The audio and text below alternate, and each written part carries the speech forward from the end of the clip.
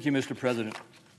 I rise today in support of Robert F. Kennedy Jr.'s nomination to be Secretary of the U.S. Department of Health and Human Services and to urge my colleagues to vote in favor of his confirmation.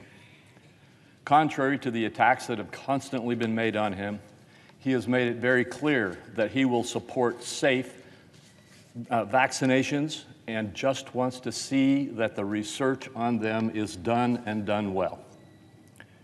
When his nomination for the role of Secretary of HHS was announced, Mr. Kennedy stated, "We have a generational opportunity to bring together the greatest minds in science, medicine, industry, and government to put an end to the chronic disease epidemic facing Americans."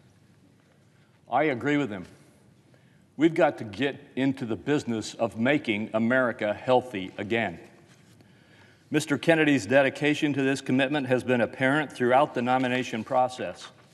He will bring a fresh perspective to health care, prioritizing consumer choice, information transparency, and early interventions to strengthen the well-being of all Americans.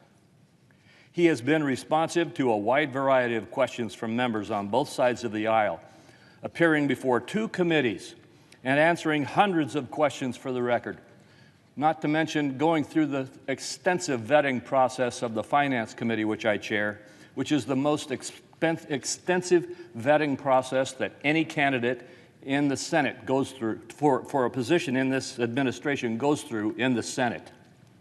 While some of my colleagues continue to question his financial agreements, Mr. Kennedy met and then exceeded the requirements set forth by the Office of Government Ethics.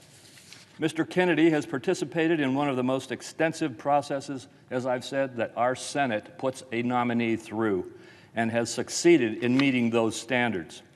And I encourage my colleagues to support his nomination.